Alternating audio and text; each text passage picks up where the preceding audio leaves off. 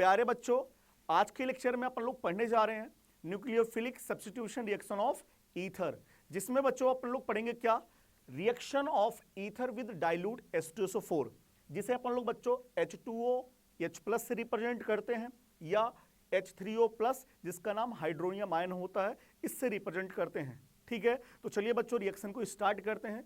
देखिएगा बच्चों, मैंने आपके सामने एक ईथर लिया ROR-, ठीक।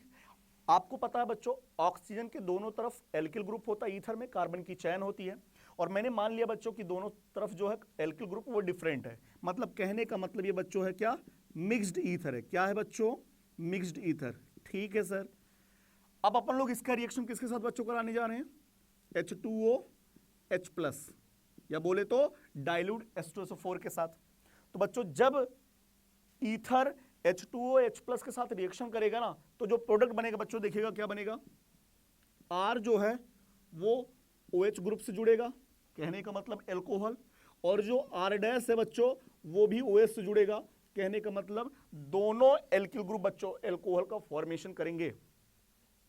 ये बच्चों आप लोग इसका प्रोडक्ट कभी गलत बना ही नहीं सकते हैं, क्योंकि कहने का मतलब दोनों साइड जो एल्किल ग्रुप है ना, दोनों साइड से आप लोग लाके ऑक्सीजन लगा देंगे, प्रोडक्ट बन जाएगा।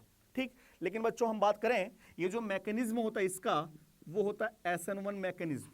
कैसा मैकेनिज्म होता है, SN1। कहने का मतलब बच्चों देखिएगा, अगर हम इसके मैकेनिज्म के बारे में बात करेंगे तो देखिएगा बच्चों, जब इस ईथर का रिएक्शन H2O H+ के साथ कराएंगे तो बच्चों ये जो एसिडिक मीडियम हम लोग प्रोवाइड क्यों करते हैं आपको पता है, क्योंकि ईथर में जो लिविंग ग्रुप OR है वो बहुत ही बैड है, उसी को हटाने के लिए हम लोग एसिडिक मीडियम प्रोवाइड कर रहे हैं। और जैसे ही हम लोग एसिडिक मीडियम बच्चों प्रोवाइड करेंगे, ये ऑक्सीजन के पास क्या प्रेजेंट है, लोन पेयर, ये अपना लोन पेयर बच्चों क्या करेगा, H+ को देगा, और H+ जाके किससे जुड़ेगा, ऑक्सीजन से। तो क्या बन जाएगा बच्चों, ROR', और H आके ऑक्सीजन से जुड़ जाएगा, और ऑक्सीजन के ऊपर क्या आ जाएगा बच्चों, पॉजिटिव चार्ज। कहने का मतलब जैसे ही बच्चों ईथर में एसिडिक मीडियम प्रोवाइड करेंगे, ईथर अपने आप को कुछ इस फॉर्म में कन्वर्ट करेगा। ठीक। और आपको पता है बच्चों, SN1 मैकेनिज्म में इंटरमीडिएट क्या बनता है, कार्ब कैटायन। ठीक। अब हो सकता है बच्चों जो ऑक्सीजन के ऊपर पॉजिटिव चार्ज, तो ये बहुत ही हाईली अनस्टेबल होगा। अब या तो इस R' को यहां से हटाएगा या तो R को हटाएगा। लेट्स, मैंने मान लिया बच्चों ये जो स्टेबिलिटी है R की स्टेबिलिटी ज्यादा है, अगर R के ऊपर पॉजिटिव चार्ज आए वो ज्यादा स्टेबल है एज कंपेयर टू R' के ऊपर पॉजिटिव चार्ज। कहने का मतलब बच्चों ये जो R वाला है कार्ब कैटायन, इधर वाला ज्यादा स्टेबल है, किसके कंपैरिजन में, R' के कंपैरिजन में। तो ये जो बच्चों ये वाला बॉन्ड है, क्योंकि R वाला ही तो ज्यादा स्टेबल है, हाँ, तो इधर वाला बॉन्ड क्या हो जाएगा बच्चों, ब्रेक हो जाएगा, और ये जो ऑक्सीजन है R' के साथ बच्चों निकल जाएगा। तो क्या बन जाएगा बच्चों, क्या बन जाएगा, R'OH, क्या बन जाएगा, R'OH बन जाएगा। ठीक। और अगर हम बात करें फिर इसमें क्या होगा, इंटरमीडिएट क्या बनेगा, कार्ब कैटायन। R के ऊपर क्या आ जाएगा बच्चों, पॉजिटिव चार्ज आ जाएगा, R के ऊपर क्या आ जाएगा, पॉजिटिव चार्ज। और जैसे ही R के ऊपर पॉजिटिव चार्ज आएगा बच्चों, इसी के ऊपर न्यूक्लियोफाइल कौन है, वाटर। कौन है इसमें न्यूक्लियोफाइल, H2O। डाइल्यूट H2SO4 बोलेगा तब भी आप समझ जाइएगा उसमें न्यूक्लियोफाइल कौन है, H2O है। ठीक। तो अब इस इंटरमीडिएट, ये इंटरमीडिएट क्या बना बच्चों, इंटरमीडिएट इसमें क्या बना है, कार्ब कैटायन बना है। इंटरमीडिएट क्या बना बच्चों, कार्ब कैटायन। और आपको पता है बच्चों जहां पे इंटरमीडिएट कार्ब कैटायन बनता है वहां पे carb cation rearrangement, ring expansion, ring contraction सब कुछ पॉसिबल होगा। ठीक। तो मान लीजिए बच्चों यहां पे R के ऊपर पॉजिटिव चार्ज ज्यादा स्टेबल है, तो ये जो ये वाला बॉन्ड है ये ब्रेक हो जाएगा, ऑक्सीजन R' के साथ निकल जाएगा, और क्या बन जाएगा, R'OH, और R के ऊपर क्या बन जाएगा, पॉजिटिव चार्ज आ जाएगा। कहने का मतलब बच्चों कार्ब कैटायन बन जाएगा इंटरमीडिएट के फॉर्म में। अब इसी कार्ब कैटायन पे बच्चों कौन अटैक करेगा, H2O as a nucleophile attack करेगा। H2O एज ए न्यूक्लियोफाइल बच्चों क्या करेगा, अटैक करेगा। और आपको पता है जब वाटर एज ए न्यूक्लियोफाइल कभी भी अटैक करता है तो ऑक्सीजन के ऊपर क्या आ जाएगा, पॉजिटिव चार्ज।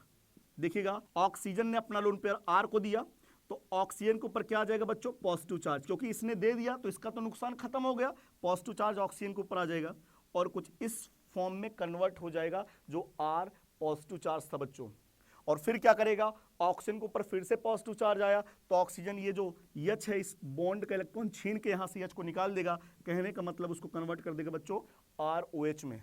तो इस तरीके से बच्चों आपने देखा कि जब भी ईथर का रिएक्शन वाटर के साथ कराते हैं तो वहां पे प्रोडक्ट क्या बनाते हैं, आर के साथ भी OH आके जुड़ेगा और आर डैश के साथ भी OH आके जुड़ेगा।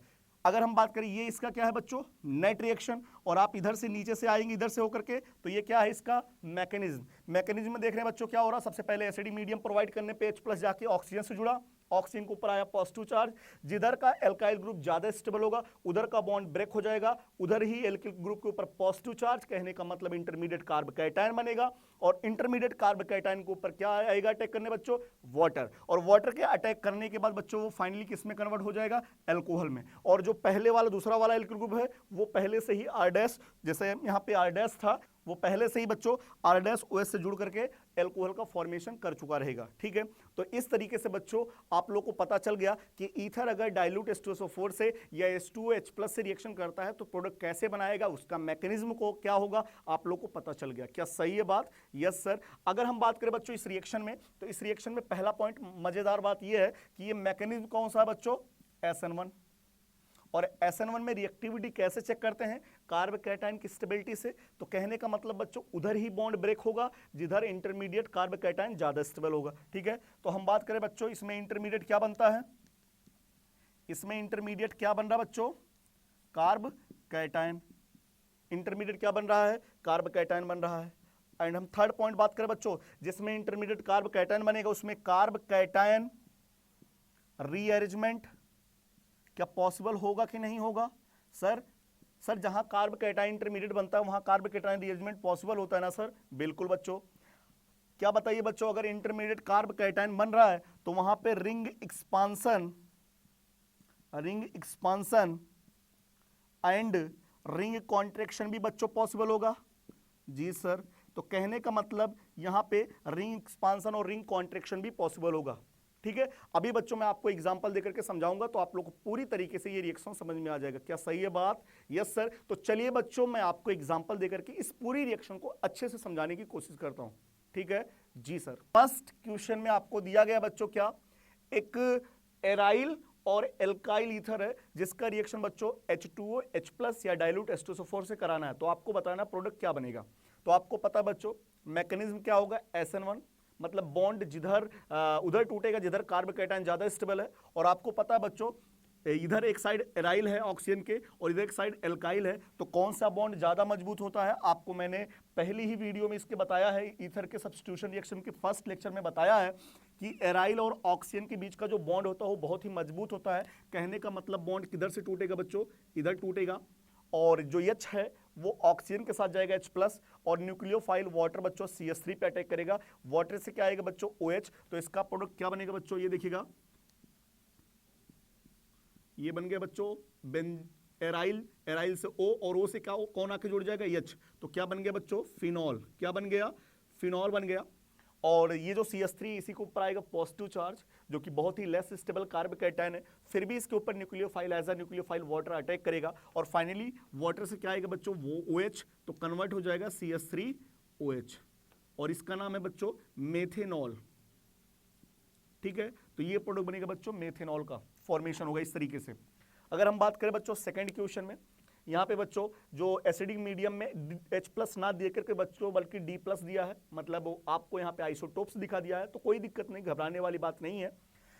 अगर हम बात करें ऑक्सीजन क्या करेगा बच्चों, ये अपना लोन पर पहले D+ को देगा, D+ आके इससे जुड़ेगा, ऑक्सीजन के ऊपर क्या आएगा, पॉजिटिव चार्ज, और जैसे ही ऑक्सीजन के ऊपर आएगा पॉजिटिव चार्ज, आपको पता है ऑक्सीजन किसी ना किसी साइड से बॉन्ड ब्रेक करेगा। अब आपको देखना है कि इस साइड बॉन्ड ब्रेक होने पे ज्यादा स्टेबल कार्ब कैटायन बनेगा या इधर वाला बॉन्ड ब्रेक होने पे कार्ब कैटायन ज्यादा स्टेबल होगा, क्योंकि मैकेनिज्म कौन सा होने वाला बच्चों, SN1, और SN1 मैकेनिज्म में उधर ही बॉन्ड टूटता है जिधर कार्ब कैटायन ज्यादा स्टेबल होता है। तो अगर हम बात करें इधर वाला बॉन्ड अगर टूटेगा तो CH3 के ऊपर पॉजिटिव चार्ज जो कि हाईली अनस्टेबल है, और अगर ये वाला बॉन्ड टूटेगा बच्चों तो CH2 के ऊपर पॉजिटिव चार्ज जो कि रिंग के साथ रिजोनेंस करेगा, double bond single bond positive charge का कंजुगेट सिस्टम मिलेगा बच्चों। तो इधर वाला बॉन्ड टूटने पे कार्ब कैटायन ज्यादा स्टेबल होगा, कहने का मतलब बॉन्ड इधर का ही टूटेगा, O जो है D के साथ इसके साथ जाएगा, तो क्या बन जाएगा बच्चों, CH3OD।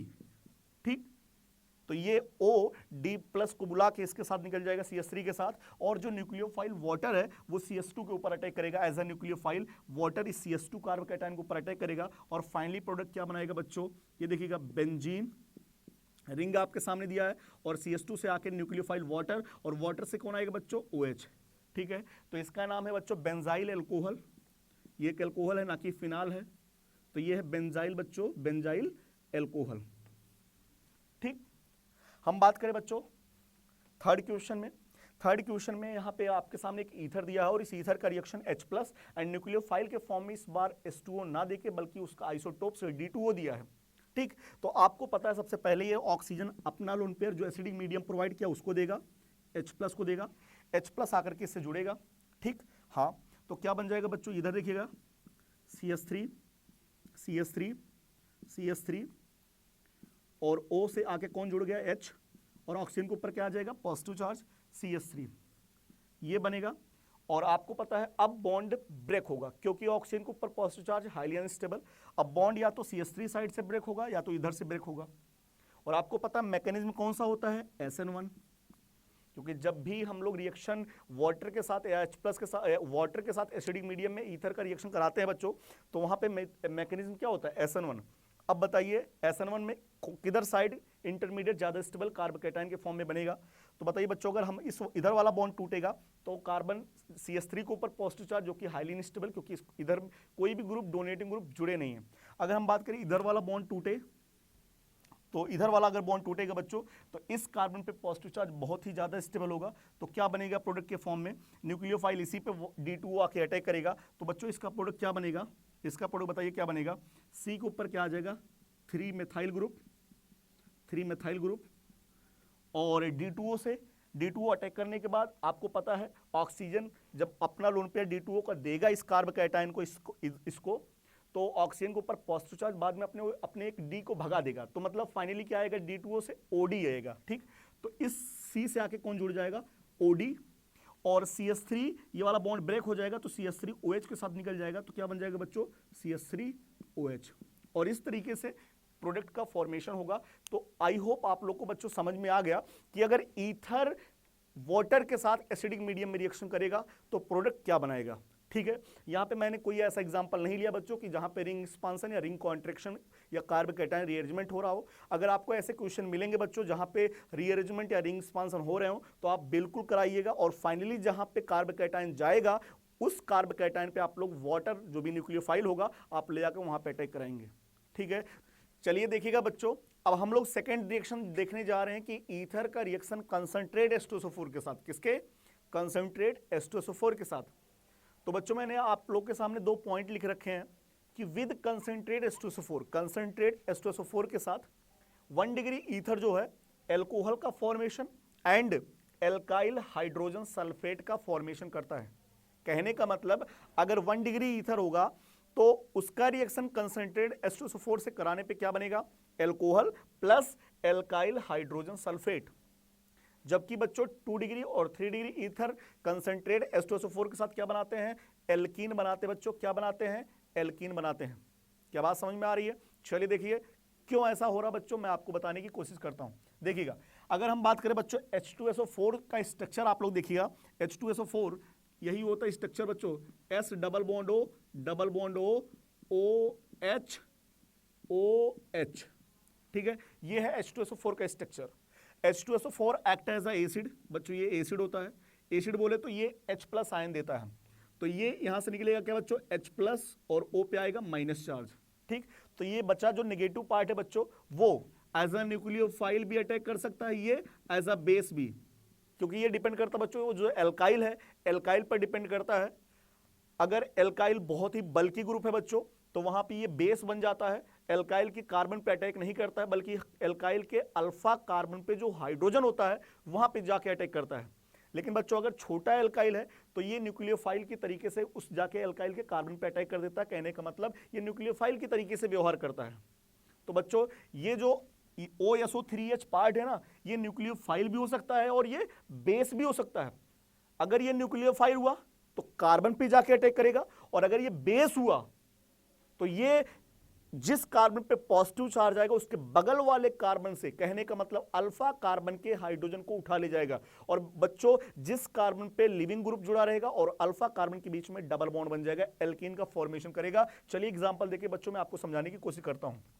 देखिएगा, जैसे आप लोग H2SO4 लेंगे, H2SO4 से निकल के आएगा कौन, H+। ये ऑक्सीजन अपना लोन पेयर क्या करेगा, H+ को देगा। क्या देगा, H+ को अपना ही लोन पेयर देगा और क्या बना लेगा बच्चों, देखिएगा H+ आके इससे जुड़ गया और ऑक्सीजन के ऊपर क्या आ जाएगा, पॉजिटिव चार्ज। ठीक, अब या तो बॉन्ड इधर का टूटेगा या तो बॉन्ड इधर का टूटेगा। कहने का मतलब ये बच्चों मैकेनिज्म को SN2, नेगेटिव चार्ज न्यूक्लियोफाइल बच्चों SN2 मैकेनिज्म करते हैं। तो यहाँ पे और इधर देखिएगा छोटे छोटे एल्काइल ग्रुप है, 1 डिग्री है। तो यहाँ पे बच्चों जो बाकी नेगेटिव पार्ट है H2SO4 का, जैसे OSO3H, ये एज अ न्यूक्लियोफाइल अटैक करेगा। ठीक, अब हम बात कर रहे हैं बच्चों इधर वाला बॉन्ड टूटेगा, इधर वाला मान लीजिए इसमें तो सेम है, अगर डिफरेंट भी होता तो उधर न्यूक्लियोफाइल अटैक करता जिधर छोटा होता, क्योंकि मैकेनिज्म क्या हो रहा है, SN2 मैकेनिज्म में न्यूक्लियोफाइल उधर अटैक करता जिधर कार्बन छोटे साइज के होते हैं, मतलब जिधर कार्बन में एल्किल ग्रुप कम होते हैं। ठीक, तो हम बात करें इधर भी सेम है, इधर भी सेम है, तो कोई भी आप बॉन्ड ब्रेक कर दीजिए बच्चों, न्यूक्लियोफाइल OSO3 इस पे आएगा, OSO3H, ठीक, इससे जुड़ जाएगा इस कार्बन से, और OH ये लेकर जाएगा, प्रोडक्ट क्या बनेगा बच्चों, CH3 CH2 और देखिएगा जब ये ऑक्सीजन इस बॉन्ड को छीन लेगा, अपनी तरफ अट्रैक्ट कर लेगा, तो ऑक्सीजन न्यूट्रल हो जाएगा और ऑक्सीजन H को लेकर के क्या बनाएगा, एल्कोहल। अब इस कार्बन पे क्या आएगा, न्यूक्लियोफाइल कौन है, OSO3H, तो क्या बन जाएगा बच्चों, CH3 CH2 से O आके जुड़ेगा और O से जुड़ा है SO3H। तो दिखाई पड़ रहा है आपको बच्चों, यहाँ पे एल्कोहल प्रोडक्ट एक बना है और एक एल्काइल हाइड्रोजन सल्फेट बना है, SO4 है, एल्काइल हाइड्रोजन सल्फेट। ठीक, लेकिन अगर हम बात करें बच्चों 2 डिग्री ईथर है या 3 डिग्री, देखिए जैसे ही आपके सामने एक एग्जांपल दिया है, इस साइड देखिए आपको 3 डिग्री दिखाई पड़ रहा है। ठीक, तो अगर हम बात करें बच्चों यहाँ पे क्या होगा, ये जो H2SO4 है, पहले इसका H+ आएगा, ऑक्सीजन से जुड़ेगा, हाँ, तो जब H+ आकर के यहां से जुड़ेगा तो बताओ बच्चों H आके जुड़ गया तो ऑक्सीजन पे क्या आ जाएगा, पॉजिटिव चार्ज। ठीक, इसी में मैंने आपको दिखा दिया। तो अब यहां से जो H+ आएगा इसी ऑक्सीजन पे आके जुड़ेगा तो ऑक्सीजन के ऊपर क्या आएगा, पॉजिटिव चार्ज। अब ऑक्सीजन या तो इधर का बॉन्ड ब्रेक करेगा या तो इधर का ब्रेक करेगा।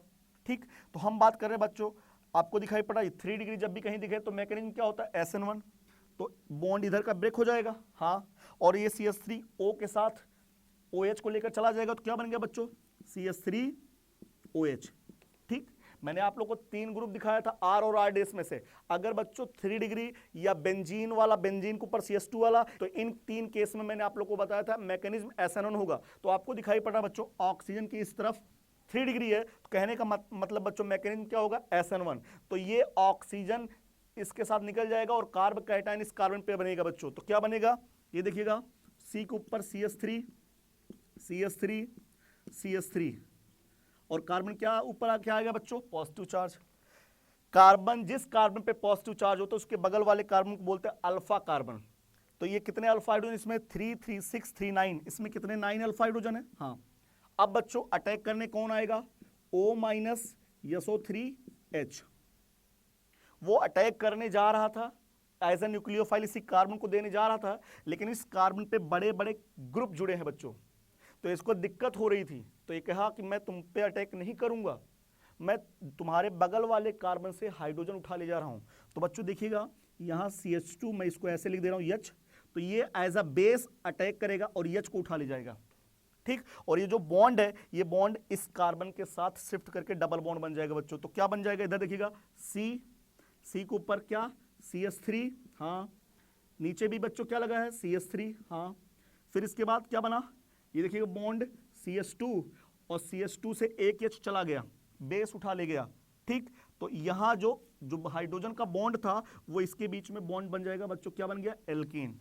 कहने का मतलब मैं इसको कुछ इस तरीके से भी लिख सकता हूँ बच्चों, C डबल बॉन्ड CH2 और C पे क्या, 2 मेथिल।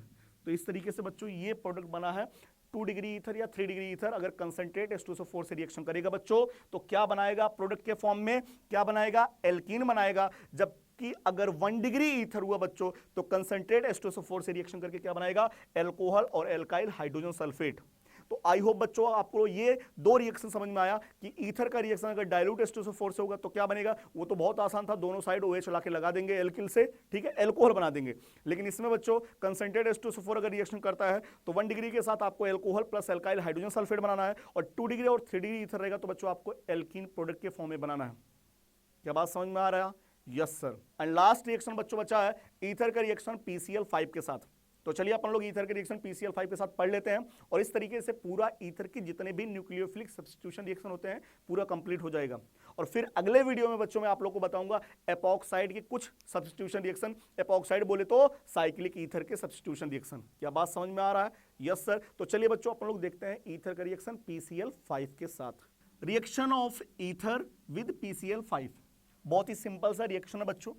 अगर कभी भी कोई भी ईथर, जैसे मान लीजिए ROR' आपके सामने एक ईथर दिया है, ठीक, ये जो ईथर, अगर इस ईथर का रिएक्शन बच्चों PCl5 से कराएंगे, किसके साथ? PCl5 के साथ, तो बच्चों यहां मैकेनिज्म होता है SN2। क्या होगा? SN2, ठीक। और बहुत ही आसान सा प्रोडक्ट बनाएंगे बच्चों। क्या? ये जो एक Cl यहां से एक Cl R के साथ निकलेगा, क्या बन जाएगा बच्चों? RCl, ठीक। और एक Cl अभी और निकलेगा, PCl5 पे एक Cl और वो Cl बच्चों R' के साथ निकलेगा, क्या बन जाएगा? R'(Cl). और मैं बता दूं बच्चों ये जो PCl5 है, PCl5 में आपने सुना होगा PCl5 का स्ट्रक्चर आपने देखा होगा बच्चों, ये है PCl5 का स्ट्रक्चर। 3 Cl प्रेजेंट होते हैं इक्वेटोरियल पोजीशन पर और 2 Cl प्रेजेंट होते हैं एक्सियल पोजीशन पे। ये जो एक्सियल Cl है बच्चों, एक्सियल पोजीशन पे जो Cl है उनकी बॉन्ड की लेंथ बहुत ही ज़्यादा होती है, बॉन्ड की मजबूती बहुत ही कम होती है, और यही दोनों Cl निकलते हैं बच्चों, ठीक। तो ये दोनों Cl निकलेंगे और एक Cl R के साथ RCl बनाएगा और सेकेंड Cl R' के साथ R'(Cl) बनाएगा, और बचा क्या? PCl3 बचा है बच्चों, और PCl3 और ऑक्सीजन आपस में जुड़ के बच्चों क्या बनाएगा? POCl3 बच्चों, ठीक है। और ये जब भी एल्कोहल का रिएक्शन PCl5 या एसिड का रिएक्शन PCl5 या ईथर का रिएक्शन PCl5, किसी का भी रिएक्शन अगर PCl5 के साथ कराएंगे तो एक प्रोडक्ट तो ये कॉमन बनता बच्चों, कौन? POCl3। क्या बात समझ में आ रहा है? बहुत ही आसान सा रिएक्शन है कि अगर ईथर का रिएक्शन PCl5 से होगा क्या बनेगा बच्चों? तो ऑक्सीजन के जो दोनों साइड एल्किल हैं उन दोनों एल्किल पे एक एक Cl ला के जोड़ देंगे, तो क्या बन जाएगा? RCl प्लस R'(Cl), और क्या बन जाएगा बच्चों? POCl3 इसका प्रोडक्ट बनेगा। क्या बात समझ में आ रहा? Yes sir. तो आई होप बच्चों ये जो ईथर का न्यूक्लियोफिलिक सब्स्टिट्यूशन रिएक्शन था पूरा आपको समझ में आया, जिसको मैंने 3 वीडियो में कंप्लीट किया है, ठीक है। पहले वीडियो में बच्चों मैंने आप लोगों को बेसिक चीजें बताया, और सेकंड वीडियो में बच्चों मैंने आप लोगों को बताया कि ईथर का रिएक्शन HI एंड HBr के साथ, एंड लास्ट वीडियो जो कि यही है, इस वीडियो में बच्चों हम लोगों ने चर्चा किया कि ईथर का reaction dilute H2SO4 and concentrate H2SO4 and PCl5 के साथ, ठीक है बच्चों। आई होप बच्चों ये वीडियो आपको अच्छा लगा और समझ में आया। तो अगर बच्चों ये वीडियो आपको अच्छा लगा और समझ में आया हो तो ये जो आपका प्यारा सा चैनल है इनक्रेडिबल कीमिया, इसे लाइक कीजिए, शेयर ज्यादा से ज्यादा कीजिए बच्चों, और सब्सक्राइब करना बिल्कुल ना भूले। ओके बच्चों, जय हिंद।